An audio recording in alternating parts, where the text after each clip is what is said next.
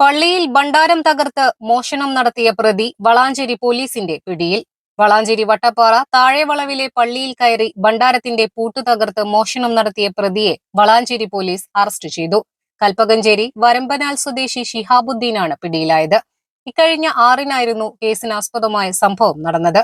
ജുമാ നമസ്കാരം കഴിഞ്ഞ് ആളുകൾ പോയ സമയത്താണ് പ്രതി പള്ളിയിൽ കയറി മോഷണം നടത്തിയത്. പിന്നീട് അസ്ർ നമസ്കാരത്തിനായി ആളുകൾ പള്ളിയിലെത്തിയപ്പോഴാണ് ഭണ്ഡാരം തകർത്ത വിവരം ശ്രദ്ധയിൽപ്പെട്ടത്. തുടർന്ന് പള്ളി കമ്മിറ്റി ഭാരവാഹികൾ നൽകിയ പരാതിയിൽ വളാഞ്ചേരി പോലീസ് കേസെടുത്ത് അന്വേഷണം ആരംഭിക്കുകയായിരുന്നു. പ്രദേശത്തെ CCTV ദൃശ്യങ്ങൾ കേന്ദ്രീകരിച്ചു നടത്തിയ അന്വേഷണമാണ് പ്രതിയെ കുടുക്കാൻ സഹായിച്ചത്. ആരാധനാലയങ്ങൾ കേന്ദ്രീകരിച്ച് മോഷണം നടത്തുന്നതാണ് പ്രതി ഷിഹാബുദ്ദീന്റെ രീതിയെന്ന് പോലീസ് പറഞ്ഞു.